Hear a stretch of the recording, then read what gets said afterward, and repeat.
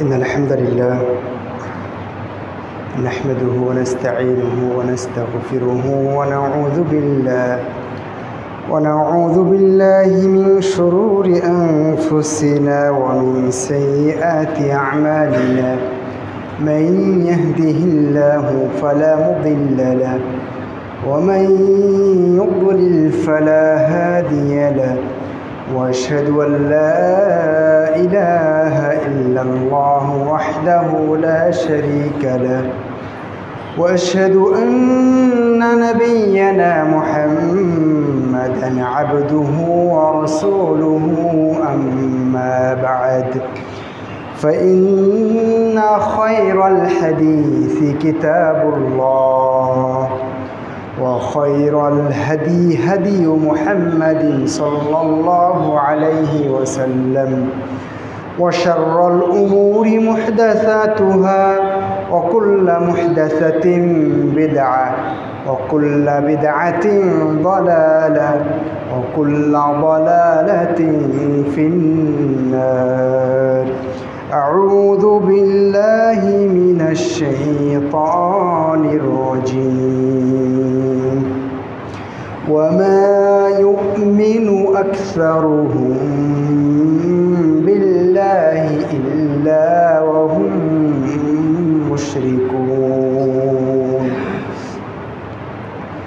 সমস্ত প্রশংসা, যাবতীয় গুণগান এবং তারিফ সে মহানবুল আলমিনের জন্য, যার অশেষ অনুগ্রহ এবং একান্ত তৌফিকে আমরা আজকে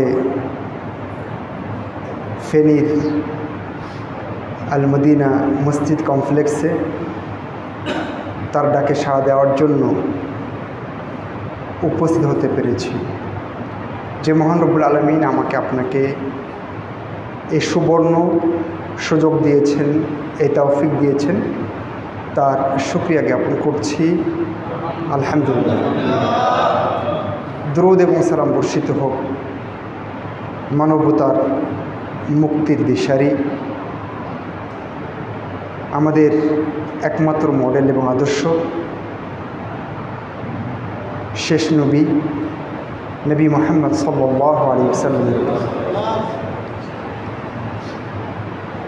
প্যারে হাজিরিন, উপস্থিত মুসল্লিবৃন্দ, পর্দার অন্তরালে আমার মা এবং ভগ্নীগণ, আজকের জুমাতে আমরা একটি গুরুত্বপূর্ণ বিষয় নিয়ে কথা বলার চেষ্টা করব। বিষয়টি হচ্ছে প্রচলিত ধর্ম বনাম চূড়ান্ত জীবন ব্যবস্থা। প্রচলিত ধর্ম বনাম চূড়ান্ত জীবন ব্যবস্থা। উল্লেখিত বিষয়ে কোরআন এবং হাদিস থেকে আমরা গুরুত্বপূর্ণ কিছু কথা শিখে যাওয়ার চেষ্টা করব, জীবনে আমলে নেওয়ার চেষ্টা করব। বিইজনিল্লাহি তাআলা আল্লাহ আমাদেরকে তৌফিক দান করুন। এই বিষয়ে কথা বলতে গিয়ে আমরা তিনটি প্রশ্ন এবং তার জবাব খোঁজার চেষ্টা করব। তিনটি প্রশ্ন এবং তার জবাব খোঁজার চেষ্টা করব। প্রথম প্রশ্ন, যেহেতু আমরা প্রচলিত ধর্ম এবং চূড়ান্ত জীবন ব্যবস্থা নিয়ে কথা বলব, সেজন্য আমরা একটু আল্লাহ রাসূলের সাল্লাল্লাহু আলাইহি ওয়াসাল্লাম নবুয়ত প্রাপ্তির আগের এবং নবুয়ত প্রাপ্তির পরের এই সময়টাতে একটু ফিরে যাওয়ার চেষ্টা করব ইনশাআল্লাহ। সেখান থেকে আমরা আমাদের আলোচনার মূল জায়গায় প্রবেশ করতে পারব বলে আশা করছি। মক্কায় যে সমাজে আল্লাহ রাসূল সাল্লাল্লাহু আলাইহি ওয়াসাল্লাম এসেছিলেন, ওই সমাজের মানুষকে বা ওই সমাজটাকে বলা হয়, ওই যুগটাকে বলা হয় আইয়াম জাহেলিয়া, জাহেলিয়াতের যুগ, অজ্ঞতা মূর্খতার যুগ, তাই না? ওই যুগের আমরা অবস্থা জানি, তাই না? যদি আপনাকে প্রশ্ন করি ওই যুগের অবস্থা কেমন ছিল, ওই যুগের মানুষ কেমন ছিল, কি উত্তর দেবেন? ভালো ছিল না, তাই না? এই ছিল, যত খারাপ বলবে সব খারাপ তাদের ভিতরে ছিল, অনেক খারাপ তাদের ভিতরে ছিল। কিন্তু যদি প্রশ্ন করা হয় যে মক্কার মুশরিকদের কোনো ঈমান ছিল কি না, উত্তর কী হবে? না। আপনারা বেশিরভাগ মানুষ বলেছেন যে তাদের কোনো ঈমান ছিল। আমরা প্রথম প্রশ্ন এটাই যে মক্কার মুশরিকরা কেমন ছিল, এটা হলো প্রথম প্রশ্ন। আমরা বলেছি 3টা প্রশ্নের উত্তর আজকে নেব। প্রথম প্রশ্ন, মক্কার মুশরিকরা কেমন ছিল, তাদের ঈমান ছিল কিনা। আপনার উত্তর এক কথায় দিয়ে দিয়েছেন যে তাদের ঈমান ছিল না। আমি কয়েকটি আয়াত নাম্বার বলি, এর ভিতরে 2-1টা আয়াত আমি পড়ব এবং অনুবাদ করব। সূরাতুল আনকাবুত 61 নম্বর আয়াত, সূরা আল মুমিনুনের 84, 85, 86, 87, 88 এবং 89 নম্বর আয়াত, সূরা আল আনকাবুতের 63 নম্বর আয়াত, সূরাতুল আজ-জুমারের 38 নম্বর আয়াত, সূরাতুল যুখরুফের 9 এবং 87 নম্বর আয়াত, সূরাতুল ইউনূসের 31 নম্বর আয়াত। এই আয়াতগুলো আপনারা একটু দেখার চেষ্টা করবেন। এই আয়াতসমূহ থেকে আমি 2-1টি আয়াত আপনাদেরকে শোনাই, তারপরে আপনারা যে উত্তর দিয়েছেন সেই উত্তর ঠিক আছে কিনা একটু যাচাই করে দেখার চেষ্টা করুন। মহান রব্বুল আলামিন সূরা আল আনকাবুতের ভেতরে 61 নম্বর আয়াতে বলছেন, وَلَئِن سَأَلْتَهُم مَّنْ خَلَقَ السَّمَاوَاتِ وَالْأَرْضَ وَسَخَّرَ الشَّمْسَ وَالْقَمَرَ لَيَقُولُنَّ اللَّهُ। আল্লাহ বলছেন তার রাসূলকে, আপনি যদি তাদেরকে জিজ্ঞেস করেন, তাদেরকে মানে মক্কার যারা মুশরিক, তাদেরকে, যে সমাজে আল্লাহ রাসূল এসেছিলেন সেই সমাজের মানুষকে, যদি আপনি তাদেরকে জিজ্ঞেস করেন আসমানসমূহ এবং জমিন কে সৃষ্টি করেছেন, ওয়াসাখখারা আশ-শামসা ওয়াল কমার, সূর্য এবং চন্দ্রকে কে নিয়ন্ত্রণ করেন, কে বশীভূত করে রাখেন, কে আয়ত্তে রাখেন, একই নিয়মে ওঠে, একই নিয়মে অস্ত যায়, এই নিয়ন্ত্রণ কার? তো আল্লাহ তাদের জবাবের অপেক্ষায় থাকলেন না, আল্লাহ নিজেই বলে দিলেন, লায়াকুলুন্নাল্লাহ। তাহলে অবশ্যই অবশ্যই তারা বলবে যে আল্লাহ সৃষ্টি করেছেন। আচ্ছা, আপনাকে যদি বলি আসমানের সৃষ্টিকর্তাকে, জমিনকে সৃষ্টি করেছেন, চন্দ্র সূর্য সব কিছু কে নিয়ন্ত্রণ করেন, তো মক্কার মুশরিকরা তো একই জবাব দিল, একই জবাব দেয়নি। তাহলে আপনি মুমিন হলে, আমি মুমিন হলে তারা মুমিন নন কেন? ওটা পরে আসবে। কিন্তু এই প্রথম যে প্রশ্নটা আপনারা উত্তর দিয়েছেন, সেই প্রশ্নটা ঠিক, উত্তরটা ঠিক, তবে এখানে কিছু কথা রয়ে গেছে। সে কথাটা হচ্ছে তাদের ভিতরে ঈমান ছিল, তাদের ভিতরে ঈমান ছিল। না হলে সেম প্রশ্ন আপনাকে আমাকে করলে আমি একই উত্তর দিচ্ছি, তো এটা কি ঈমানের অংশ নয়? যে আল্লাহকে সৃষ্টিকর্তা হিসেবে আমি মানি, তাই না? তাহলে বোঝা যাচ্ছে যে তাদের ভিতরে ঈমান ছিল। আজকে সম্ভবত বৃষ্টি হয়েছে আপনাদের এলাকায়, কুমিল্লার দিকে দেখলাম বৃষ্টি হয়েছে। তো আল্লাহ বলছেন, وَلَئِن سَأَلْتَهُم مَّن نَّزَّلَ مِنَ السَّمَاءِ مَاءً فَأَحْيَا بِهِ الْأَرْضَ مِن بَعْدِ مَوْتِهَا لَيَقُولُنَّ اللَّهُ। যদি আপনি ওদেরকে জিজ্ঞেস করেন যে আসমান থেকে কে পানি বর্ষণ করেন, পানি নাজিল করেন, সেই পানি দিয়ে তিনি মৃত ভূমিকে আবার জীবিত করেন, কে করেন?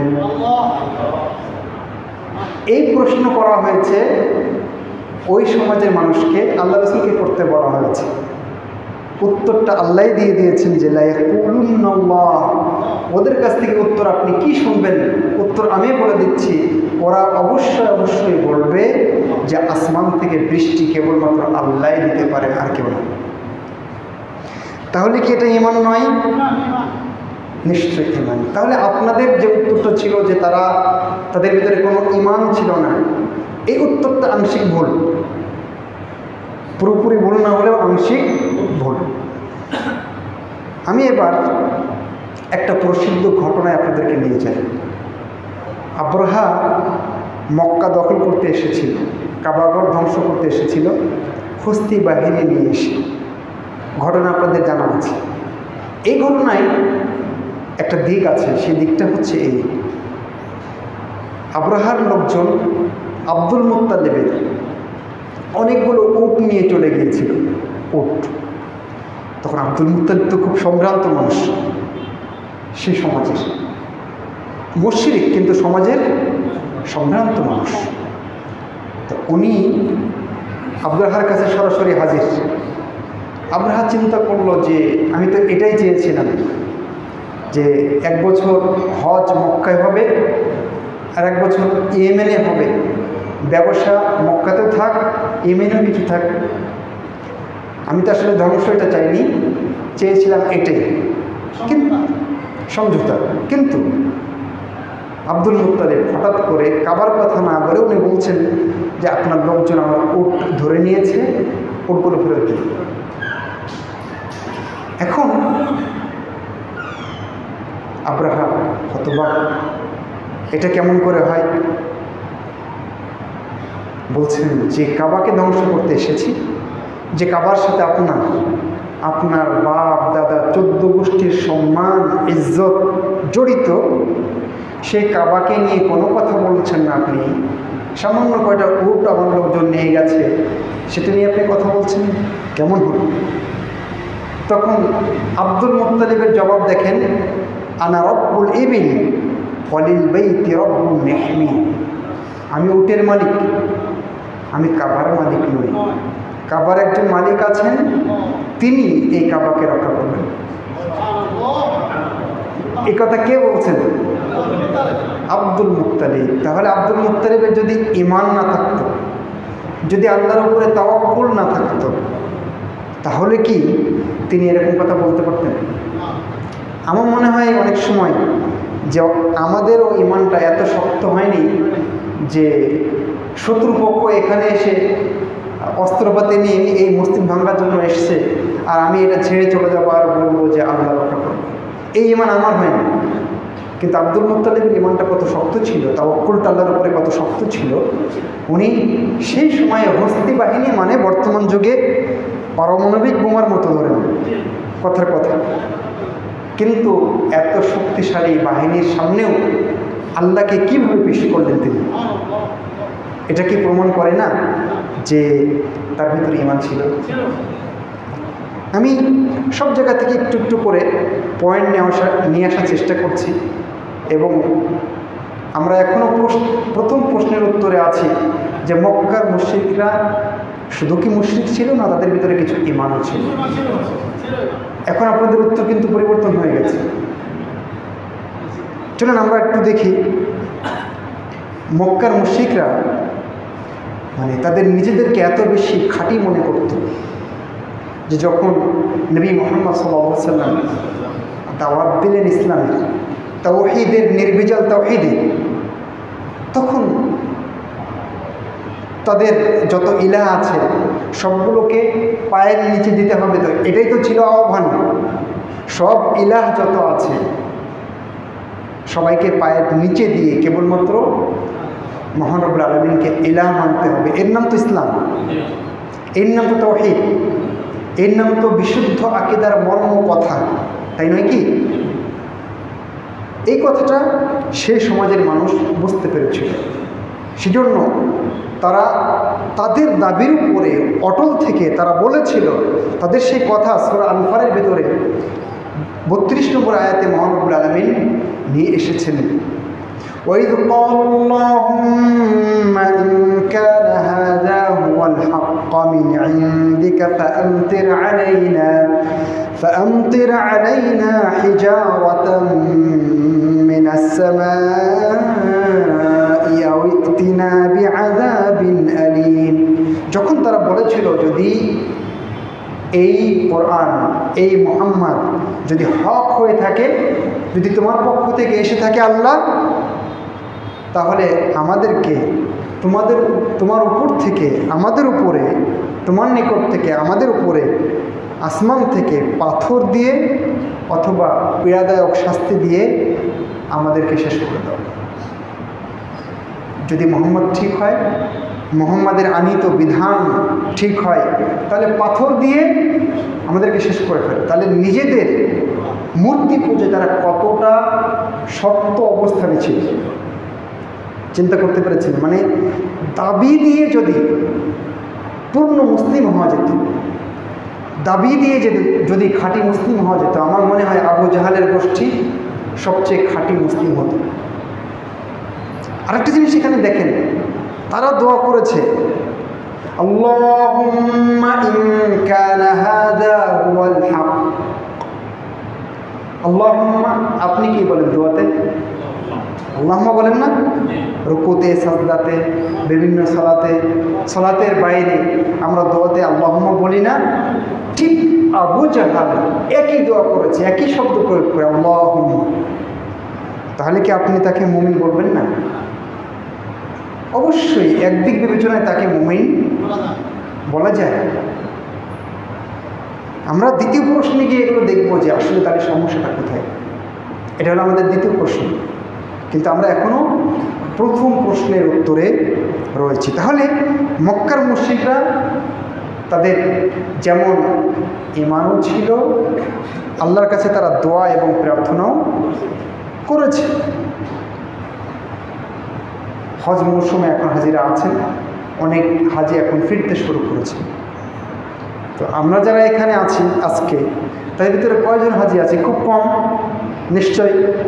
কিন্তু মক্কার মুশরিক তারা সবাই আলহাজ ছিল। Abu Jahl, Abdul Muttalib, Utba, শাইবা সহ যারা মক্কায় অবস্থান করতো তারা সবাই কি ছিল? হাজী সাহেব ছিল।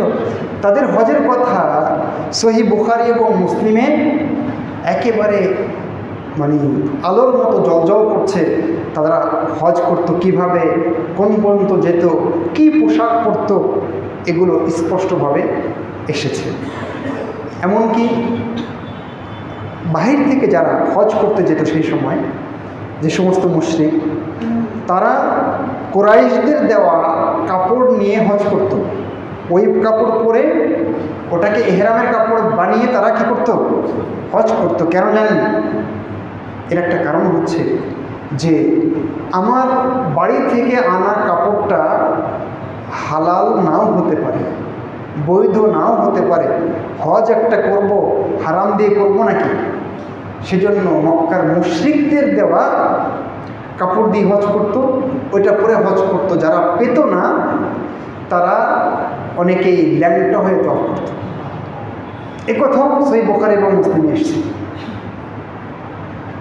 অথচ আমরা যারা মুসলিম এখন আছি তারা অনেকেই ঘুষের টাকায় হজ করতে যায় না, সুদের টাকায় হজ করতে যায় না।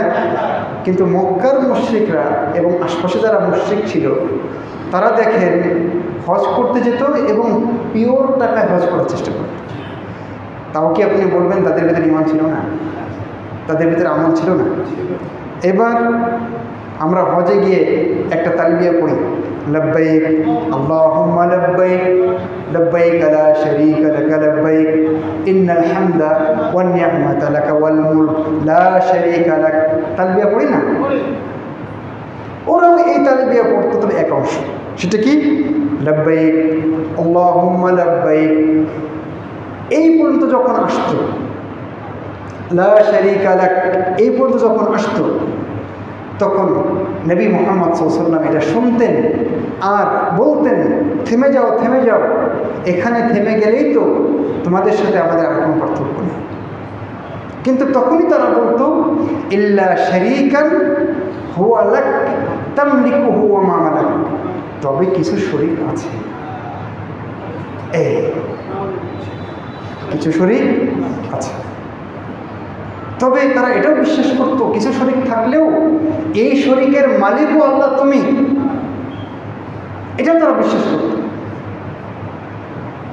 সমান্ত উপস্থিতি, এরপর চলেন তারা এক ধরনের সলাতও পড়ত। আমরা আজকে সলাত পড়ছি না, মক্কার মুশরিকরা এক ধরনের সলাতও আদায় করত। সূরা আনফালের 35 নম্বর আয়াতে এই ব্যাপারে এসেছে। তার হাত তালি দিত, তার শির বাজাতো, এটাই তাদের সলাত ছিল। মক্কার মুশরিক যাদের বিরুদ্ধে রাসূলুল্লাহ সাল্লাল্লাহু আলাইহি ওয়াসাল্লামকে লড়তে হয়েছে, যারা রাসূলুল্লাহ সাল্লাল্লাহু আলাইহি ওয়াসাল্লামের বিরুদ্ধে লড়েছে, তাকে দেশান্তরিত করেছে, তাকে মেরে রক্তাক্ত করেছে, সেজদা অবস্থায় আমার রাসূল সাল্লাল্লাহু আলাইহি ওয়াসাল্লামের পিঠের উপরে উটের পচা বুড়ি চাপিয়ে দিয়েছে, অকথ্য ভাষায় গালাগালি করেছে, শেবে আবি তালেবে নবী মুহাম্মদ সাল্লাল্লাহু আলাইহি ওয়াসাল্লাম এবং সাহাবীবর্গকে বন্দী করে রেখেছে। তাহলে তাদের ঈমান ছিল আর আমলও কিছু ছিল, বরং দান সাদকাও তারা করেছে। এই মসজিদটা নিশ্চয়ই সরকারি অনুদানে হয়নি, আপনারাই টাকা দিয়েছেন, তাই না? দান সাদকা করেছেন। ঠিক মক্কার মুশরিকরাও দান সাদকা করত। কয়েকদিন আগে আপনারা কোরবানি করেছেন না? ঈদুল আজহাতে মক্কার মুশরিকরা কোরবানি করত। ঈদুল আজহাতে একটা আয়াত শুনেছেন, সেখানে আল্লাহ বলেছেন লা ইয়ানালাল্লাহু লুহুমুহা ওয়ালা দিমাউহা ওয়ালাকিন ইয়ানালুহুত তাকওয়া মিনকুম। কোরবানির পশুর গোশত এবং রক্ত কোশ্চিনকালে আল্লাহর কাছে পৌঁছে না, পৌঁছে কেবলমাত্র তোমাদের তাকওয়া। জানেন এই আয়াতটা কখন নাজিল হয়? মক্কার মুশরিকরা কোরবানি করত এবং এই কোরবানির পশুর রক্ত, মাংস, চামড়া কোনো কিছুই বাড়ি নিয়ে যেত না, খেত না, বরং রক্ত দিয়ে পুরো কাবা ঘর লেপন করে বাড়ি ফিরত। তখন সাহাবায়ে কেরাম বললেন, আল্লাহ রাসূল, ওরা যদি এটা করতে পারে তাহলে আমরা কেন পারবো না? আমরা কেন কোরবানি করে সেই পশুর গোশত খাবো? আমরা এরকম পুরোটাই দিয়ে যাব। তখন এই আয়াত নাজিল হয়, শোনো শোনো, আল্লাহর কাছে রক্ত মাংস যায় না, আল্লাহর কাছে যায় তাওহীদ, আল্লাহর কাছে যায় তাকওয়া। যদি তোমার তাকওয়া থাকে, যদি তোমার তাওহীদ থাকে, তাহলে তোমার এই কোরবানি কবুল হবে, আল্লাহ গ্রহণ করবেন। অন্যথা পৃথিবীর সব কিছু যদি দিয়ে দাও, তোমার ভিতরে তাওহীদ এবং তাকওয়া না থাকে, তাহলে কানা করিও মূল্য আল্লাহর কাছে নেই। তাহলে আমরা দেখলাম মক্কার মুশরিকরা কোরবানিও করেছে। এরপরে মক্কাতে যারা হজ করতে আসতো সেই সময় তাদেরকে খানা দিত, পানি দিত কারা? মক্কার মুশরিকরা, যেটাকে বলা হয় সিকায়া এবং রিফাদা। সিকায়া হাজিদেরকে পানি পান করানো, রিফাদা হলো হাজিদেরকে খাদ্য খাওয়ানো। এই দুটো কাজই ফ্রিতে করতো কারা? মক্কার মুশরিকরা। তাদেরকে আপনি এত খারাপ বলছেন। আমরা আজকে মুদ্রার অপর পৃষ্ঠা দেখার চেষ্টা করছি, অপর সাইড দেখার চেষ্টা করছি। আমরা তো জানি অন্ধকার অন্ধকার অন্ধকার অন্ধকার, কিন্তু আর এক পিঠে যে আলো ছিল সেটা আমরা দেখার চেষ্টা করছি। কারণ এখান থেকে আমরা আমাদের বক্তব্য এবং সেটা বোঝার একটা লাইনে যাওয়ার চেষ্টা করব ইনশাআল্লাহ। প্রিয় উপস্থিতি, আপনারা আজকে আল মদিনা মসজিদ কমপ্লেক্স, এটা হলো নতুন রানীহাট ফেনী মসজিদ নির্মাণ করেছেন। আর আবু জাহাল, আবু লাহাব, উতবা, শাইবা তারা বাইতুল্লাহ নির্মাণ করেছিল। বিশ্বাস করেন? তখন আল্লাহ রাসূল সাল্লাল্লাহু আলাইহি ওয়াসাল্লাম ছোট, তারা কাবা ঘরের দেওয়াল পুনর্নির্মাণ করেছিল না? তাহলে এরকম মানুষের সাথে কেন রাসূলুল্লাহ সাল্লাল্লাহু আলাইহি ওয়াসাল্লামকে এইভাবে আবার যুদ্ধে জড়াতে হলো? কেন আত্মীয় স্বজন, কেন তার নিজের এলাকা ছেড়ে একদল মানুষকে আবিসিনিয়াতে, তৎপরবর্তীতে আর একদল মানুষকে মদিনাতে ছেড়ে চলে যেতে হলো? এটা হলো সেকেন্ড কোশ্চেন। দ্বিতীয় প্রশ্ন, প্রথম প্রশ্নের উত্তর পেয়েছেন যে মক্কার মুশরিকরা স্রেফ মুশরিক ছিল না, বরং তাদের ভিতরে কি ছিল? কিছু ঈমান ছিল। দ্বিতীয় প্রশ্ন হচ্ছে যে তাহলে ঈমান যদি থেকে থাকে তাহলে কেন রাসূলুল্লাহ সাল্লাল্লাহু আলাইহি ওয়াসাল্লামের সাথে সাহাবায়ে কেরামের সাথে তাদের সংঘাত লাগলো, তাই না? এই হলো দ্বিতীয় প্রশ্ন। দ্বিতীয় প্রশ্নের উত্তরেই মূলত আজকে আমাদের সমাজের চিত্র ফুটে উঠবে। সেখান থেকে আমরা আমাদের তৃতীয় প্রশ্নে যাওয়ার চেষ্টা করব ইনশাআল্লাহ। দ্বিতীয় প্রশ্নের জবাব হলো, ফুটবল চেনেন তো, গাড়ির টায়ার, ফুটবল, এগুলো গোটা একটা জিনিস, তাই না? এর ভিতরে যদি সামান্যতম সুই ঢোকে বা এখানে কাঁটা দিয়ে ছিদ্র করা হয়, তাহলে এই ফুটবলের কোনো দাম আছে কিনা? দাম আছে? নাই। যদি আপনার সাইকেল, রিক্সা, সিএনজি গাড়ির টিউবটা ফেটে যায় বা সেখানে সামান্য সুই ঢোকে, ছোট্ট জিনিস, তাহলে কি আপনি গাড়ি চালাতে পারবেন? নিশ্চয়ই অকেজ হয়ে যাবে। ওটাকে চেঞ্জ করে তারপরে আপনাকে আবার চালাতে হবে। ঠিক ঈমান এরকম একটা গোটা জিনিস।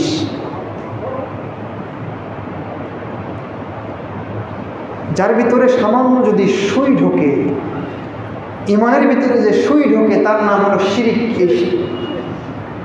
এই সুইয়ের নাম কি? শিরিক। তাহলে সেই ঈমান আর থাকে না। তখন ঈমান আনা এবং না আনা বরাবর হয়ে যায়। সেজন্য আমরা দ্বিতীয় প্রশ্নের জবাবটা এখানেই পাচ্ছি যে তারা ঈমানদার ছিল ঠিকই, কিন্তু তারা ঈমানের পাশাপাশি শিরক করত। নিজের তৈরি করা সুন্দর ঘরটা তারা নিজেরাই শিরকের মাধ্যমে কি করত? শেষ করে দিত। নাজরানে একটা বিশাল গাছ ছিল, সৌদি আরবের ভিতরে নাজরান এখন একটা বড় অঞ্চল, এখানে সেই গাছের তারা পূজা করত। মক্কাতে জাত আনওয়াত গাছ ছিল, এই গাছের পূজা করত। সেই সময়ে কবরকে অনেক বেশি সম্মান এবং মর্যাদার একটা জায়গা মনে করত মানুষ। এখন তো আমাদের সমাজে এটা নাই, না? কবরকে বেশি আর সম্মান দেয় না, নাই। প্রিয় উপস্থিতি, তাহলে তাদের মূল সমস্যাটা কি ছিল? মূল সমস্যাটা ছিল এই যে ঈমান এত কষ্ট করে আনলো, এত বিশ্বাস, আল্লাহর কাছে এত প্রার্থনা, এত দোয়া, এত হজ, কিন্তু সুই ঢুকিয়ে, সেই সুইয়ের নাম হচ্ছে শিরক। আল্লাহ ছাড়া অন্যকে এই জায়গায় অংশগ্রহণ করিয়ে তারা সব কিছুকে ইনভ্যালিড করে দিত। এই জন্য এই জবাবটা আল্লাহ দিয়েছেন যে তারা আসলে কতখানি ঈমানদার ছিল। আল্লাহ বলছেন, ওয়া ইউমিনু আকসারুহুম বিল্লাহি ইল্লা ওয়া হুম মুশরিকুন। তাদের অধিকাংশই ঈমানদার ছিল ঠিকই, তবে সাথে সাথে মুশরিকও ছিল। আর ঈমান প্লাস শিরিক সমান সমান কুফর। সূত্র লিখে নিয়ে যান আজকে, সূত্র লেখেন। আপনারা যখন বীজগণিত করেন তখন আছে না, প্লাস মাইনাসে কি হয়? মাইনাস। ঠিক ঈমান হলো প্লাস আর শিরিক হচ্ছে মাইনাস। প্লাস মাইনাস সমান সমান মাইনাস। বোঝা গেছে? সেই সমাজে এটা ঘটত। তাদের ঈমান ছিল, সব ছিল, কিন্তু সেখানে তারা শিরক ঢুকিয়েছিল, যার ফলে সব কিছু কী হয়ে গেল? ঠিক ঠিক ফুটবলের যেমন ছিদ্র হওয়ার কারণে সব বের হয়ে গেল, ওদেরও ইমান এইভাবে বের হয়ে গেল। তারপরেও তারা একটা দিক দিয়ে ভালো ছিল, তারা যখন বেশি বিপদে পড়তো তখন তারা বিশ্বাস করতো আল্লাহ একজন। বুঝতে পেরেছেন? আমাদের সমাজের বর্তমান যারা প্রচলিত ধর্মে বিশ্বাসী তারা কি করে, বিপদ যত বড় মাজার তত বড়। কঠিন বিপদ তাহলে ফেনী এলাকাতে হবে না, চট্টগ্রামে গিয়ে ওখানে বাইরের বস্তাবের মাজারে যাওয়া লাগবে। নির্বাচনী প্রচারণা শুরু করতে হবে সিলেটের শাহজালাল শাহপুরানের মাজার থেকে, কারণ এটা অনেক বড় কাজ। কিন্তু মক্কার মুশরিকরা যখন বেশি বিপদে পড়ত তারা শিরিক দিয়ে তাদের ঈমানকে নষ্ট করেছিল ঠিকই, তবে বিপদ বেশি হলে তারা কেবলমাত্র আল্লাহকে ডাকত। আপনি সূরা আল-আনকাবুতের 65 নম্বর আয়াত দেখবেন। আমি সবগুলো আয়াত আসলে পড়ার সময় পাবো না, আমাদের সময় একেবারে শেষের দিকে চলে আসছে। সেজন্য আমরা শুধুমাত্র ইঙ্গিত দিচ্ছি। সূরা লোকমানের 32 নম্বর আয়াত দেখবেন, এখানে আল্লাহ বলেছেন ওয়াইযা গাশিয়াহুম মাওজুন কাযযুলালি দা'আল্লাহা মুখলিসিনা লাহুদ্দিন। যখন ছায়ার মতো তাদের চারিদিক থেকে অন্ধকার নেমে আসতো, অর্থাৎ যখন তারা সাগরে ভ্রমণ করত, উপরে মেঘ, চারিদিকে ঝড় ঝঞ্ঝা, নিচে পানি, এই বিপদ সংকুল পরিস্থিতিতে তারা কি করতো, দা'আল্লাহ মুখলিসিনা লাহুদ্দিন, তারা ইখলাসের সাথে একনিষ্ঠতার সাথে কেবলমাত্র শুধুমাত্র আল্লাহকে ডাকত। দেখেছেন বড় বিপদে মুশরিকরা কোথায় যেত? কেবলমাত্র আল্লাহর কাছে যেত। সেজন্য সাহাবী ইমরান ইবনে হুসাইন রাদিয়াল্লাহু তাআলা আনহুর বাবা হুসাইন, তাকে আল্লাহ রাসূল বলছেন, হুসাইন কাম তা'বুদ, তুমি কয়টা ইলাহকে পূজা করো, কয়টা ইলাহ পূজা করো? তখন উনি জবাব দিচ্ছেন যে সাবআন ফিল আরদি ওয়া ওয়াহিদান ফিস সামা, 7টা হলো নিচে আর উপরে একটা, এই কয়জন। তখন আল্লাহ রাসূল বলছেন যে ফাইদা আসাবাকা আদ-দুররু মান তাদউ, ঠিক আছে, যখন তোমার বিপদটা কঠিন হয় তখন কাকে ডাকো? তখন বলছে আল্লাযী ফিস সামা, তখন ডাকি কেবল যিনি আসমানে আছেন, কেবল তাকে। এখানে আরেকটা জিনিস আপনাকে মেসেজ দিই, সেটা হলো কি, ইমরান ইবনে হুসাইনের বাবা হুসাইন মুশরিক না? নিচের ইলার পূজা করা মানেই, আর ইলাহ মানে কেবলমাত্র মূর্তি নয়। আমি কোনো পীরকে কোনো খানকাতে গিয়ে, কোনো মাজারে গিয়ে, ওখানে যে শুয়ে আছে সে জীবিত হোক বা মৃত হোক, তাকে যখন ডাকছি, ঠিক আমার সাথে ওই মুশরিকের মূর্তি পূজকের কোনো পার্থক্য থাকছে না। কথাগুলোকে আপনারা বুঝতে পারছেন? সম্মানিত উপস্থিতি, মেসেজটা হলো এই, ইমরান ইবনে হুসাইন, তার বাবা হুসাইন মুশরিক হলেও তিনি কমপক্ষে এতটুকু জানতেন যে আসমানে যিনি আছেন তিনি খাঁটি এবং রব আসমানে আছেন।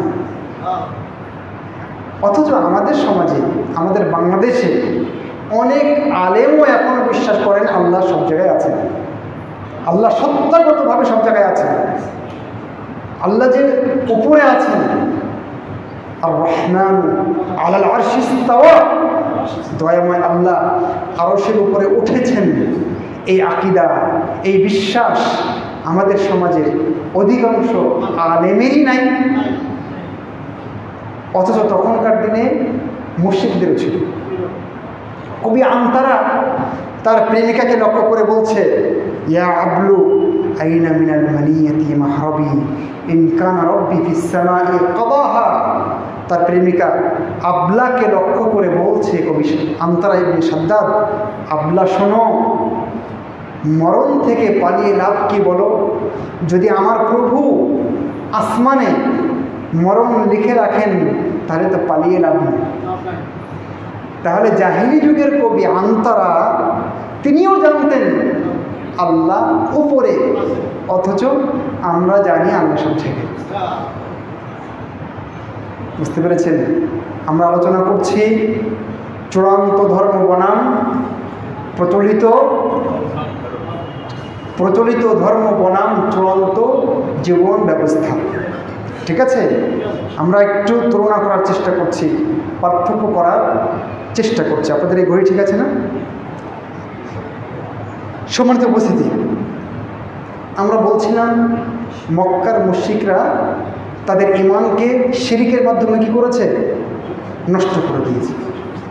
কিন্তু তারপর আমরা দেখছিলাম যে কিছু কিছু সাইডে তারা তুলনামূলক ভালো। ওই যে একটু আগে আমরা দেখছিলাম আবু জাহাল দোয়া করেছে, আল্লাহুম্মা ইন কানা হাযা হুয়াল হক। এই যে দোয়া করছে, এই দোয়া করার জন্য আবু জাহাল কাবাতে গিয়েছিল। কোথায় গিয়েছিল? কাবায় গিয়ে দোয়া করেছিল। আর আমাদের প্রচলিত ধর্মে বিশ্বাসী অনেক মুসলিম বেশি বিপদে দোয়া করার জন্য মাজারে চলে যায়। আমি রাজশাহীতে বড় হওয়া, আমার গ্রামের বাড়ি যশোর জেলায়। তো রাজশাহীতে পড়া অবস্থায় আমি চেষ্টা করতাম, ওই সময় ছাত্র জীবনে আমার একটা ইচ্ছা ছিল যে আমি মাজারে কী হয় দেখব। তো সব মাজার, আমি বাংলাদেশের সবগুলো বড় বড় মাজার গিয়েছি দেখার জন্য কী হয়। তো শাহমুদ্দিন যেহেতু কাছে, ওখানেও গিয়েছি।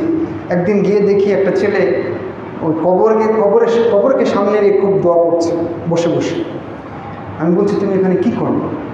তো বলছে যে এখানে দোয়া করতে এসেছি। কেন? বলতে সামনে এসএসসি পরীক্ষা, তো তাই আম্মু পাঠিয়েছেন, ওখানে দোয়া করলে কবুল হবে। বুঝেননি? আবু জাহাল বিপদে কাবাতে, আর আমার সমাজের যুবক বিপদে মাজার। প্রিয় উপস্থিতি, মুসলিম নাম নিয়ে কিছু হবে না, বরং আমাকে আপনাকে পড়াশোনা করতে হবে। আমাকে আপনাকে তিনটা নিয়ে ভাবতে হবে, সময় দিতে হবে। হুজুর বলেছে এটার নাম ইসলাম না। অন্যান্য সব ধর্ম হুজুর নির্ভর, পাদ্রী নির্ভর, ধর্মযাজক নির্ভর, ধর্মগুরু নির্ভর, সাধক নির্ভর, কেবলমাত্র ইসলাম ছাড়া। ইসলাম আলেমদেরকে সম্মান করতে বলে ঠিকই, কিন্তু তাদের পূজা করতে বলে না। তাদের নির্দেশনা মানতে বলে ঠিকই, তাদের নির্দেশনা কোরআন হাদিসের সাথে যেগুলো মিলবে আহলান ওয়া সাহলান, কিন্তু যদি না মেলে তাহলে কারো বক্তব্য আমাদের কাছে কানাকড়িও মূল্য নেই। প্রিয় উপস্থিতি, যাই হোক, আমরা দেখছিলাম মক্কার মুশরিকদের অবস্থা, যে তারা শিরিক করার মাধ্যমে তাদের ঈমান, এত ভালো কাজ সবগুলোকে নষ্ট করে ফেলেছে। আচ্ছা বলেন তো, ওদের ঈমান, ওদের ভালো কাজ, ওদের হাজিদের সেবা, ওদের কাবাঘর নির্মাণ যদি শিরকের মাধ্যমে নষ্ট হতে পারে, তাহলে আমরা শিরিক করলে বুঝি সব টিকে থাকবে? এবার আসেন মক্কার মুশরিকদের আরেকটু অবস্থা দেখি, যে তারা যখন দেবদেবীর পূজা করত, তখন তারা খুব বিশ্বাস করত যে এই মূর্তিগুলো লাত, উজ্জা, হুবাল, মানাত, এই মূর্তিগুলো সামান্যতম উপকার করতে পারে না, এটা তারা বিশ্বাস করত। কিন্তু তারা সেখানে যেত কেন? কারণ তারা বিশ্বাস করত আমরা পাপী যেহেতু, আর এই মূর্তিগুলো যখন বেঁচে ছিল তখন ভালো মানুষ ছিল, অতএব তারা আমাদের কথাগুলোকে আল্লাহর কাছে পৌঁছে দিবে। এতটুকু সমস্যা এতটুকু, মাধ্যম ধরা। কথা বুঝতে পেরেছেন? কোরআন মাজিদ সূরা জুমারের 3 নম্বর আয়াত আপনারা দেখবেন, সেখানে আল্লাহ বলছেন, তাদের বক্তব্যকে তুলে ধরেছেন, মা না'বুদুহুম ইল্লা লিয়ুকাররিবুনা ইলাল্লাহি যুলফা। তারা বলতো যে আমরা এদের পূজা করি শুধুমাত্র এই জন্য যে তারা আমাদের আল্লাহর কাছাকাছি পৌঁছে দেবে। বুঝতে পেরেছেন? কোরআনের সূরা ইউনূসের 18 নম্বর আয়াতে আল্লাহ বলেছেন, ওয়ায়াবুদুনা মিন দুনিল্লাহি মা লা ইয়াদুররুহুম ওয়া লা ইয়ানফাউহুম ওয়া ইয়াকুলুনা হাউলাই শুফাআউনা ইনদাল্লাহ। তারা আল্লাহকে ছেড়ে এমন কিছুর ইবাদত করে, পূজা করে, যা তাদের কোনো ক্ষতিও করতে পারে না, উপকার করতে পারে না। আর তারা বলে এরা হলো আল্লাহর নিকটে আমাদের জন্য সুপারিশকারী। মক্কার মুশরিকদের তাহলে বিশ্বাস কি ছিল? এই মূর্তিগুলো এরা আমাদের কোনো উপকার ক্ষতি কোনো কিছু করতে পারে না, তবে আমাদেরকে আমাদের কথাগুলো তারা পৌঁছে দেবে। কিন্তু আমি কি করছি? আমার সমাজের প্রচলিত ধর্মের মুসলিম কি করছে? সে খানকায় গিয়ে বিশ্বাস করছে এই ওয়ালি অনেক কিছু দিতে পারে, এই পীর নিজেই অনেক কিছু করতে পারে, অনেক কিছু দিতে পারে, সন্তান দিতে পারে। বন্ধা নারীরা সেখানে চলে যাচ্ছে, বিয়ে হয়েছে 10, 12, 15 বছর হয়ে গেছে, বাচ্চা হচ্ছে না, খানকায় চলে যাচ্ছে। দেখেন খানকায় গিয়ে গিয়ে এরকম লাল সুতা দিয়ে যুবকরা যুবতীরা হাতে বেঁধে চলে আসছে, দেখেননি? কারণ তারা বিশ্বাস করছে যে এখানে যিনি শুয়ে আছেন তিনি কত ক্ষমতাধর, তার কি ক্ষমতা আছে, এটা বিশ্বাস। তাহলে দেখেন এই জায়গাতেও আমাদের বর্তমান সমাজের প্রচলিত ধর্মের আমরা যারা অনুসারী, মুসলিম নামধারী, তারা মক্কার মুশরিকদের থেকে এখানে আমরা খারাপ। তারা বিশ্বাস করতো না যে কিছু করতে পারে, আমরা বিশ্বাস করি তারাই দিতে পারে, কেউ ফেরে না খালি হাতে, খাজার এত দরবার হতে। এটা কে বলেছে? প্রচলিত ধর্মের মুসলিমরাই বলছে না? প্রিয় উপস্থিতি, আরেকটা জায়গায় দেখেন মক্কার মুশরিকদের অবস্থা আর আমাদের প্রচলিত ধর্মের মুসলিমদের অবস্থা। মক্কার মুশরিকরা যাদেরকে মাধ্যম বানিয়েছিল তারা ভালো মানুষ ছিল। এই যে একটু আগে বললাম লাত, উজ্জা, হুবাল, মানাত, তারা একটা সময় ভালো মানুষ ছিল। এবং মক্কার বাইতুল্লাতে যে সমস্ত মূর্তি ছিল তার ভিতরে ইব্রাহিম আলাইহিস সালামের মূর্তিও ছিল, ওরা বানিয়েছিল। ইসমাইল আলাইহিস সালামের মূর্তিও ছিল। কিন্তু বর্তমান সমাজের প্রচলিত ধর্মে যারা আছে তারা কাকে তাদের কি বলে ওসিলা বানিয়েছে, কাকে তারা তাদের দরবেশ বানিয়েছে, কাকে তাদের অলি বানিয়েছে বলেন তো? বানিয়েছে এমন কিছু মানুষকে যাদের ঠোঁট গোপ দিয়ে ঢাকা,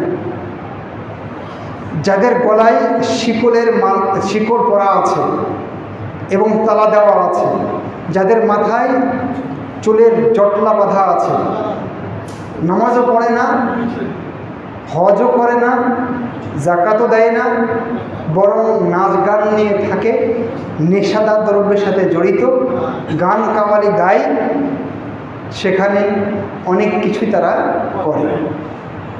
শুধু কি তাই? মক্কার মুশরিকরা যাদেরকে মাধ্যম বানিয়েছিল, ভালো মানুষকে বানিয়েছিল, আর আমরা নামতে নামতে নামতে নামতে নামতে ল্যাংটাকে পীর বানিয়েছি। বুঝিনি? আমরা আরও নামতে নামতে নামতে কচ্ছপকে পীর বানিয়েছি, মাধ্যম বানিয়েছি। আমরা গজার মাছকে মাধ্যম বানিয়েছি। এটা তো আছে। বরং আমরা ছেঁড়া স্যান্ডেলের পূজা করি, এটাকে মাধ্যম বানিয়েছি। কিভাবে? ওই যে ট্রাকের নিচে ঝুলিয়ে দিয়েছি ছেঁড়া স্যান্ডেল, তাহলে আর চোখ লাগবে না, অ্যাক্সিডেন্ট হবে না। তাহলে আবু জাহাল খারাপ না আমি খারাপ, এটা চিন্তা করতে হবে। একটু যেন আজকের আলোচনা থেকে আপনারা একটু চিন্তার খোরাক পান, মূলত সেজন্য আমার আজকে বিষয়টা এইভাবে উপস্থাপন করা। প্রিয় ভাইরা আমরা সব কিছু ভাবি, সব কিছু চিন্তা করি, সব কিছু নেওয়ার সময় দেখে শুনে নিই, কিন্তু যখন ধর্ম নেই, ইমান নেই, ইসলাম নেই, আকিদা নেই, তখন এটা আমাদের কাছে একেবারেই সস্তা। বেগুন কেনার সময় উল্টিয়ে পাল্টিয়ে পোকা আছে কিনা, ইলিশ মাছ ঠিক আছে কিনা, এটা কি চাঁদপুরের নাকি চিটাগাঙের না কোথাকার, সব দেখে শুনে কিনি, তাই না? জমি কেনার সময় তো কোনো কথাই নাই, CSRS কত দলিল পর্চা যা আছে রেকর্ড সব দেখে তারপরে কিনি। কিন্তু যখন ইসলামের কথা আসে তখন এত আবেগী হয়ে যায়, হুজুর কইছে হয়ে গেল শেষ। কোরআনে আছে কিনা, হাদিসে আছে কিনা, আমার সাহাবায়ে কেরাম এটা এইভাবে বুঝেছেন কিনা, এইভাবে প্র্যাকটিস করেছেন কিনা, কিচ্ছু যাচাই বাছাই আমরা করিনি। সম্মানিত উপস্থিতি, সেজন্য আমরা দেখছিলাম যে মক্কার মুশরিকদের চাইতে আমাদের অনেক দিক দিয়ে অবস্থা অনেক খারাপ। চলেন আমরা আরেকটু সামনে যাই এবং এখানে একটা কথা আপনাদেরকে বলে রাখি, যেহেতু অসিলার প্রসঙ্গ এসছে, অসিলা ধরতে হবে, অসিলা না ধরলে মুক্তি নাই। অসিলা ধরবেন তাহলে পরকালে মুক্তি পাওয়া যাবে, জাহাজ নিয়ে হাজির হবে, সেই জাহাজে উঠে মুক্তি পেয়ে যাবে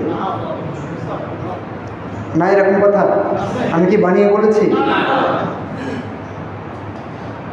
প্রিয় ভাইরা আমার, এবং আপনাকে বলবে সূরা মায়েদার 35 নম্বর আয়াত, সেখানে আল্লাহ বলছেন ইয়া আইয়ুহাল্লাযীনা আমানু তাকুল্লাহ ওয়াবতাগু ইলাইহিল ওয়াসিলা, হে ঈমানদারগণ তোমরা আল্লাহকে ভয় করো এবং তার কাছে ওসিলা তালাশ করো।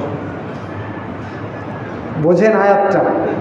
তারপর আল্লাহ বলছেন ওয়াজাহিদু ফি সাবিলি, এবং তার রাস্তায় জিহাদ করো। সব মুফাসসির একমত, এখানে ওসিলা মানে হচ্ছে ভালো আমল করো, এটাই ওসিলা। কারণ এই আয়াতে আল্লাহ আগে বললেন তাকওয়া, এটা আমল, তারপরে বললেন জিহাদ, এটাও আমল। আগে আমল পরে আমল, মাঝখানে ওসিলার কথা বলে আল্লাহ আমাদেরকে বললেন যে তোমরা আমল করো, সেটা হবে তোমাদের ওসিলা। আর আমি এর ব্যাখ্যা কি করলাম? আমি এর ব্যাখ্যা করলাম যে পীর ধরো। সেজন্য ইসলামী শরিয়াতে মাত্র 3টা ওসিলা আছে, এর বাইরে যত ওসিলা সব হলো মুশরিকদের ওসিলা। 1 নম্বর ওসিলা হচ্ছে আপনি আল্লাহর নামকে ওসিলা বানাবেন, আল্লাহর গুণকে ওসিলা বানাবেন। আপনি বিপদে আছেন, বলবেন আল্লাহ বিপদ থেকে মুক্ত করার এই গুণ কেবলমাত্র তোমার, সুতরাং এর ওসিলায় তুমি আজকে আমাকে বিপদ থেকে উদ্ধার করো। আল্লাহ আমার রিজিক দরকার, রাজ্জাক কেবল তুমি, আর কেউ রিজিক দিতে পারে না, সুতরাং তোমার এই নাম এবং গুণের ওসিলায় তুমি আজকে রিজিক দিয়ে দাও। আল্লাহ আমার ছেলেটা ভীষণ অসুস্থ, আল্লাহ আরোগ্য করার ক্ষমতা তো আর কারণ নাই, সুতরাং এই ক্ষমতার ওসিলায় তুমি আজকে আমার ছেলেটাকে সুস্থ করে দাও। আল্লাহর নাম এবং গুণ এটাকে ওসিলা ধরেন, আল্লাহর কাছে দোয়া করেন, এইটা বৈধ ওসিলা। বরং এই ওসিলা আল্লাহ ধরতে বলেছেন ওয়ালিল্লাহিল আসমাউল হুসনা ফাদউহু বিহা। আল্লাহ বলেছেন আল্লাহর সুন্দর সুন্দর নাম আছে, এই নাম দিয়ে তোমরা তাকে ডাকো। পেয়েছেন 1 নম্বর ওসিলা। 2 নম্বর ওসিলা হচ্ছে আপনি ভালো আমল করেন, ঈমান তরতাজা রাখেন, ভালো ঈমান ভালো আমলকে আল্লাহর কাছে পেশ করেন এবং সেটাকে ওসিলা হিসেবে আল্লাহর কাছে দোয়া করেন। ওই যে গুহায় যারা আটকে গিয়েছিল, মনে আছে? তারা বলেছিল না, আমরা এই কাজ করেছিলাম, কেন করেছিলাম? কেবলমাত্র তোমার জন্য করেছিলাম। যদি কেবল তোমার জন্য করে থাকি তাহলে আজকে বিপদ থেকে উদ্ধার করো। আল্লাহ পাথর সরিয়ে দিয়েছিলেন না? আপনিও আপনার এরকম খালেস কোনো আমল আল্লাহর কাছে পেশ করে বলুন, আল্লাহ অমুক দিন অমুক কাজটা কেবল তোমার জন্য করেছিলাম, আজ তো বিপদে, তুমি আমাকে সাহায্য করো, সেই কাজের ওসিলায়। এই হলো একটা ওসিলা। আর একটা ওসিলা হচ্ছে জীবিত, সক্ষম, ভালো, নেককার মানুষ, তাকে গিয়ে বলেন বা বলতে পারেন যে আমার ছেলেটা সামনে এইচএসসি পরীক্ষা দেবে, 26 তারিখে শুরু হবে, আমার মেয়েটা পরীক্ষা দেবে, একটু আমার ছেলেটার জন্য মেয়েটার জন্য একটু দোয়া করবেন। এটা একটা ওসিলা। এই 3টা ওসিলা ইসলামী শরিয়াতে, এর বাইরে কোনো ওসিলা নাই। এর বাইরে যা আছে সব অপব্যাখ্যা। আপনাকে হয়তো ভাই এই আয়াত দিয়ে দলিল দিবে, কিন্তু ব্যাখ্যা উল্টা করবে। কথা বোঝা গেছে? সেজন্য এই 3টা ওসিলার বাইরে যাওয়া যাবে না। আমাদের সজাগ থাকতে হবে, আমাদের সাবধান থাকতে হবে। ওসিলা লাগে না। আল্লাহ আমাদেরকে বলেছেন, ওয়াকালা রাব্বুকুম উদউনি আস্তাজিব লাকুম। তোমাদের রব বলছেন যে তোমরা আমাকে ডাকো। বুঝেন? আপনার কি দরকার? আল্লাহকে ডাকেন। কোনো মাধ্যম লাগবে না, কোনো পীর লাগবে না, গাউস কুতুব লাগবে না, ওলিয়া উলিয়া লাগবে না। আপনার কি দরকার? আপনি আল্লাহকে বলেন। আল্লাহ নিজে বলছেন, وَإِذَا سَأَلَكَ عِبَادِي عَنِّي فَإِنِّي قَرِيبٌ أُجِيبُ دَعْوَةَ الدَّاعِ إِذَا دَعَانِ। যখন আমার বান্দারা আমাকে ডাকে, আমার কাছে কিছু চায়, তখন আমি তো খুব কাছেই আছি। যখন কোনো আহ্বানকারী আমাকে ডাকে, যাচনাকারী আমার কাছে চায়, তখন তখন আমি তো জবাব দিয়ে থাকি। কাউকে লাগবে না। আপনি গুনাহগার, 2 হাত তুলে আল্লাহকে বলেন। অতি আবেগী হবেন না। অতি আবেগী হওয়ার মাধ্যমে মানুষ বেশিরভাগ শিরকে জড়িয়ে পড়ে। ব্যক্তিকে অত বেশি হাইলাইট করবেন না, ব্যক্তি পূজা করবেন না। মূলত ব্যক্তি পূজা থেকেই, অতি ভক্তি থেকেই শিরক ছড়িয়ে পড়েছে। নূহ আলাইহিস সালাম যখন চলে গেলেন, তখন শয়তান বলল, এই অমুক অমুক ভালো ভালো মানুষ চলে গেছে, ওয়াদ, সুয়া, ইয়াগুস, ইয়াউক, এরা তো খুব ভালো মানুষ ছিল। তোমরা একটা কাজ করো, এই লোকগুলোর ছবি এঁকে রাখো, তাদেরকে দেখবা, আর ভালো কাজের কথা তোমাদের মনে পড়বে, উৎসাহ জাগবে। এই যে শয়তান এখান থেকে বিভ্রান্ত করবে, এবং ধীরে ধীরে একটা সময় ওই মূর্তিগুলোকে তারা পূজা করতে শুরু করে দিল। সেজন্য অতিভক্তি চোরের লক্ষণ। আল্লাহ রাসূল সাল্লাল্লাহু আলাইহি ওয়াসাল্লাম বলেছেন, লা তুতরুনি, তোমরা আমাকে অনেক বেশি পোড়াবে না, আমাকে নিয়ে অনেক বেশি বাড়াবাড়ি করবে না। ঠিক খ্রিস্টানরা যেমন ঈসাকে নিয়ে বাড়াবাড়ি করেছে, আমাকে নিয়ে বাড়াবাড়ি করবে না। খবরদার, মনে রাখবে আমি আল্লাহর বান্দা এবং রাসূল ছাড়া আর কিছুই নই। এবং কোরআন বলছে যে আপনি বলে দেন, গায়েবের খবর কেউ জানে না, আল্লাহ ছাড়া কেউ জানে না। কোরআন বলছে, আল্লাহ রসুলের কথাকে কোট করে, ওয়ালাউ কুনতু আ'লামুল গায়বা লাস্তাকসারতু মিনাল খায়র, যদি আমি গায়েব জানতাম তাহলে অনেক কল্যাণ অর্জন করতে পারতাম। তাহলে আল্লাহ রসুল সাল্লাল্লাহু আলাইহি ওয়াসাল্লাম কেবলমাত্র একজন বান্দা আল্লাহ এবং তার রাসূল, আর কিছু না। তিনি কোনো উপকারও করতে পারেন না, কোনো ক্ষতিও করতে পারেন না। আল্লাহ বলছেন, ওয়াইয়ামসাসকাল্লাহু বিদুররিন ফালা কাশিফা লাহু ইল্লা হু, যদি তোমার কোনো ক্ষতি আপতিত হয়, তোমাকে কোনো ক্ষতি ঘিরে ধরে, তাহলে আল্লাহ ছাড়া আর কেউ সেই ক্ষতি থেকে তোমাকে রক্ষা করতে পারবে না। অনুরূপভাবে যদি তোমার কোনো কল্যাণ হয়, তাহলে আল্লাহই সব কিছুর উপরে ক্ষমতাবান, কল্যাণও কেবল তিনি দিয়ে থাকেন। আল্লাহ রসুলকে আল্লাহ বলছেন, قل لا أملك لنفسي نفعا ولا ضرا إلا ما شاء الله। আপনি বলে দিন যে আমি আমার নিজের কোনো উপকারও করতে পারি না, ক্ষতিও করতে পারি না, আল্লাহ যতটুকু চান ততটুকু ছাড়া। বলেন তো, নবী মুহাম্মদ সাল্লাল্লাহু আলাইহি ওয়াসাল্লাম যদি তার নিজের কোনো উপকার বা ক্ষতি না করতে পারেন আল্লাহর অর্ডার ছাড়া, তাহলে তিনি অন্য কারো উপকার বা ক্ষতি করতে পারবেন কি? তো যদি আল্লাহ রসুল না পারেন তাহলে আপনার এলাকার এই পীর কিভাবে পারবেন? জীবনে কি একটু চিন্তা আপনার ব্রেনে আসলো না? একটু কি কোরআন হাদিস নিয়ে চিন্তা করবেন না? প্রিয় উপস্থিতি, আমরা আলোচনা শেষের দিকে চলে আসতে বাধ্য হচ্ছি, যেহেতু আমাদের হাতে সময় একেবারে কম, সামনে আর 5 মিনিট সময় আছে। তো আপাতত জুমার খুতবার এই পর্যায়ে আমি কথা শেষ করছি। পরের অংশে গিয়ে আর 5 মিনিট ইনশাআল্লাহ কথা বলার চেষ্টা করব। আকুলু কওলি হাযা ওয়া আস্তাগফিরুল্লাহ লি ওয়া লাকুম ওয়া লিসাইরিল মুসলিমিন।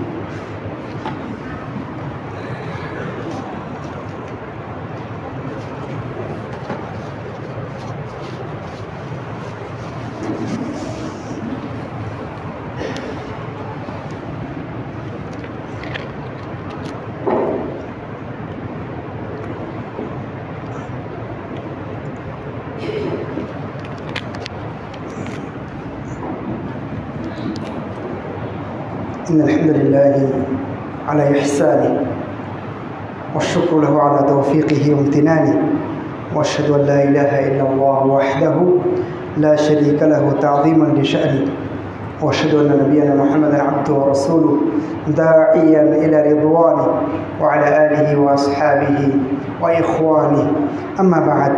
সম্মানিত উপস্থিতি, চলুন আমরা সামনে আমাদের প্রচলিত ধর্মের যারা আমরা অনুসারী আছি তাদের আরও কিছু আচার আচরণ দেখে নেওয়ার চেষ্টা করি। আমরা অনেক সময় একটু আগে দেখলাম পীরের কাছে, অলিয়া উলিয়ার কাছে যাই, তাদের কাছে চাই, মাজারে গিয়ে, কবরে গিয়ে ধর্ণা ধরি, বিপদে পড়লে সেখানে গিয়ে নিজেদের আকুতি জানাবার চেষ্টা করি।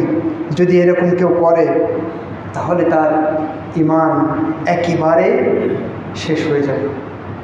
আমাদের প্রচলিত ধর্মে আমাদের মধ্যে প্রচুর ছোট শিরক তো আছে, এমনকি বড় শিরক আছে, এমনকি কুফর পর্যন্ত আমাদের মধ্যে আছে। সেজন্য আমাদের খুব সাবধান হতে হবে। গণকের কাছে, জ্যোতিষের কাছে আমাদের সমাজের মানুষ যায় না? যায়, তাদের কাছে যায়।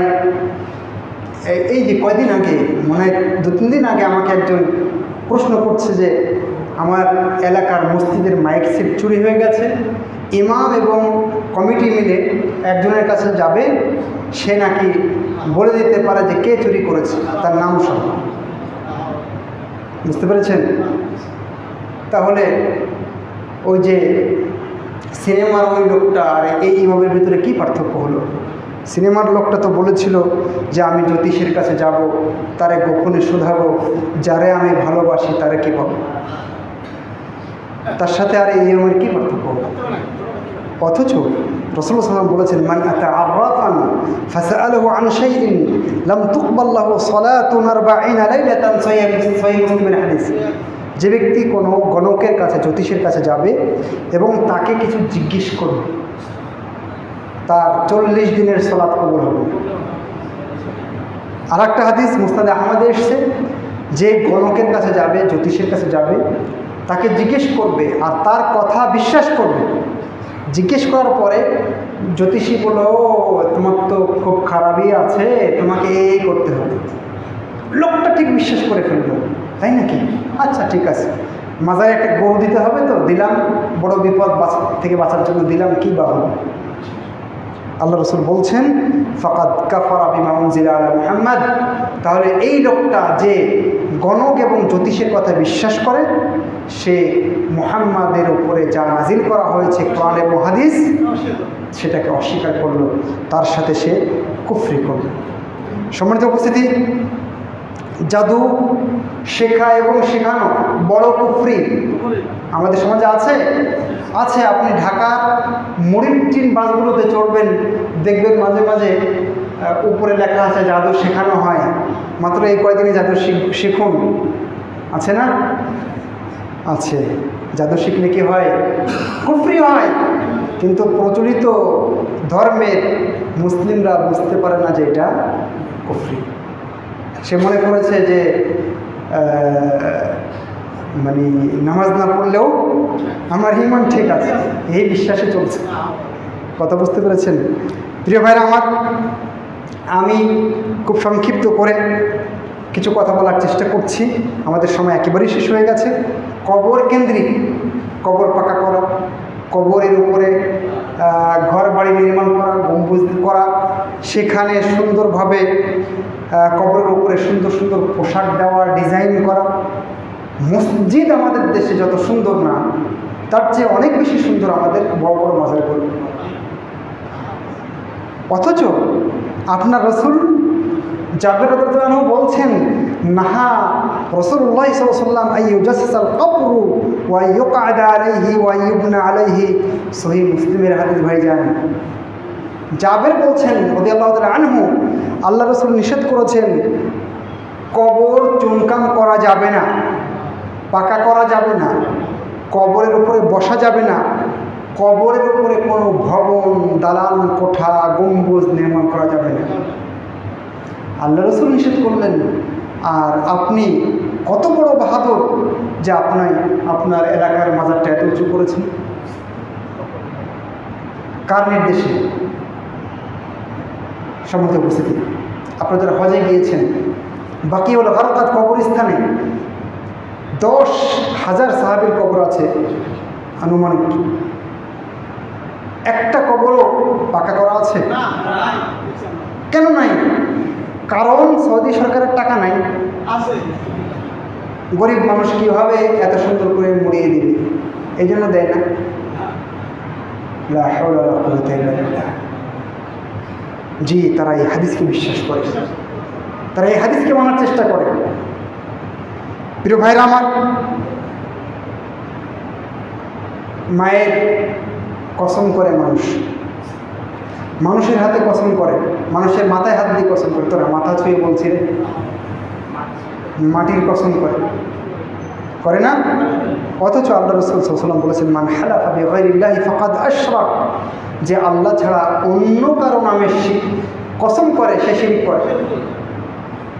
সেই শিরক ছোট হোক বা বড় হোক, সে শিরক করল। প্রচলিত ধর্মের মুসলিমদের অবস্থা আপনি চিন্তা করেন। আজকে কোনো কিছু ঘটলে বলে যে যদি ওখানে না যেতাম তাহলে আজকে দুর্ঘটনার শিকার হতাম। আছে? এগুলো শিরক না? শিরক, এটা বোঝার চেষ্টা করতে হবে। আমি বলেছি ছোট এবং বড় শিরক মিলে অনেক শিরক আমরা লালন করছি। লৌকিকতা, লোক দেখানো, ইবাদত, মানুষের জনপ্রিয়তা অর্জনের জন্য আমাদের কাজ, এরকম আছে না? অনেক আছে। তো এগুলো শিরক নয় কি? তাবিজ আমাদের ছেলেদের মেয়েদের গলায়, কোমরে নাই? কিছু কিছু বাচ্চাকে আমরা দেখি যে তাবিজের ভারে সে নুকজে পড়ে, নিচু হয়ে যায়, দাঁড়াতে পারে না ঠিক মতো। আছে না? অথচ আল্লাহ রাসূল সাল্লাল্লাহু আলাইহি ওয়াসাল্লাম বলেছেন, মান আল্লাকা তামিমাতান ফাকাদ আশরাকা। যে ব্যক্তি তাবিজ ঝুলায় সে শিরক করে। তো এই হাদিসগুলো কি, এগুলো কি শুধু বুক শেলফে রেখে দেওয়ার জন্য নাকি আমল করার জন্য? মা বোনরা যারা আছেন, আজকে আপনি প্রচলিত ধর্মের মুসলিমা হবেন নাকি চূড়ান্ত জীবন ব্যবস্থা যেটা আল্লাহ রাসূল দিয়েছেন সেই চূড়ান্ত ধর্মের বা জীবন ব্যবস্থার অনুসারী হবেন, সেই সিদ্ধান্ত আজকে আপনাকে নিতে হবে। কি জন্য আপনার ছেলের গলায় তাবিজ থাকে? কি জন্য মাদুরি থাকে? আল্লাহ রাসূল বললেন শিরক, অথচ আপনি ঝোলাচ্ছেন কেন? আপনি বলবেন যে এই তাবিজ ঝোলালে অসুবিধা কি, তো উপকার তো হয় কিছু, তাই না? কিছু তো উপকার হয়, অসুবিধা কোথায়? উপকার কি হচ্ছে আর অসুবিধা কোথায়, এই ডিকশনারি ইসলামে নেই। অসুবিধা কোথায় এই অভিধান আপনি ইসলামে খুলতে পারবেন না, বরং কোরআন এবং হাদিসে কি আছে সেটাই আমাদের ধর্তব্য। কথা বোঝা গেছে কি? আপনি কিছু বলছিলেন? প্রিয় ভাইরা আমার, আজকে অনেক মানুষ, আমরা ছোট থাকতে দাঁত যখন নড়ে পড়ে যেত, মা বলতো কি যে এই দাঁতটা ইঁদুরের গর্তে দিয়ে, আর বলবি যে ইঁদুর ভাই আমার বড় দাঁতটা নে, তোর ছোট দাঁতটা দিস। দাঁত চাইলেন কার কাছে? ইঁদুরের কাছে। ইঁদুরের কাছে দাঁত চাই বাংলার মানুষ, প্রচলিত ধর্মের মুসলিম। বাচ্চাদের কপালে টিপ দিতে হয় কেন? অথচ ওই মা কখনোই, ওই বাবা কখনোই তার সন্তানের কপালে হাত দিয়ে বলেনি উঈদুকা বিকালিমাতিল্লাহি তাম্মাতিন মিন শাররি মা খালাক। কখনো সূরা ফাতিহা পড়ে তার গায়ে ফু দেয়নি, কখনো সূরা ইখলাস ফালাক নাস পড়ে ওই বাচ্চার গায়ে ফু দেয়নি, কখনো আয়াতুল কুরসি পড়ে বাচ্চার গায়ে ফু দেয়নি, কিন্তু টিপ একটা ঠিকই দিয়েছে। প্রচলিত ধর্ম আর চূড়ান্ত জীবন ব্যবস্থা নিয়ে আলোচনা করছিলাম আমরা। প্রিয় উপস্থিতি, সময় 5 মিনিট বেশি নিয়ে ফেলেছি। আমি আসলে ভেবেছিলাম যে আস্তে আস্তে ঠিক সময়ে আসবো, একটু রেস্ট পেয়েই হয়তো আলোচনা শুরু করতে পারবো, কিন্তু এসে উজু করারও ভালো করে সময় পাইনি। খুব তড়িঘড়ি করে মেম্বারে উঠে গেছি এবং ভাঙ্গাচোরা করে কিছু কথা বলার চেষ্টা করেছি। মহানবুল আলামিন এটাকে কবুল করুক। অনেক মা এবং বোনকে আমরা দেখি সকালে পরীক্ষার দিনে বাচ্চাকে ডিম খাওয়ায় না। ডিম খেয়ে যাস না, গোল্লা পাবি রে। জটকলা খাওয়া যাবে না, জটকলা খেলে কী হবে? জামাত সন্তান হবে তো ভালোই, এটা খারাপ কি যদি হয়? একবারে যদি 2টা সন্তান পায় আলহামদুলিল্লাহ, ভালো তো। কুলক্ষণ, কুফা, অপয়া এগুলো আছে না? আরে তুই ঢুকলি বলেই উইকেটটা পড়ে গেল, তুই একটা অপয়ারে আছে কি নাই? অথচ রাসূলুল্লাহ সাল্লাল্লাহু আলাইহি ওয়াসাল্লাম বলেছেন এরকম চিন্তা করা, এরকম ভাবা, এটা শিরক। রাশিফল, সিংহ রাশি, মেষ রাশি, তুলা রাশি, কন্যা রাশি, কুম্ভ রাশি, কর্কট রাশি, মকর রাশি, মিথুন রাশি, বৃষ রাশি, বৃন্তিক রাশি না বৃশ্চিক রাশি, ধনু রাশি, কত রাশি আছে, বৃশ্চিক কত রাশি আছে, এবং পত্রিকাতে ফলো করে প্রচার করছে যে এই রাশিতে এই হয়, আছে না? এই রাশিটা এরকম যাচ্ছে, আপনার এরকম হবে। বিশ্বাস করলে আপনার ঈমান আর আবু জাহালের ঈমান একরকম হয়ে যাবে। কথা বুঝতে পারেন?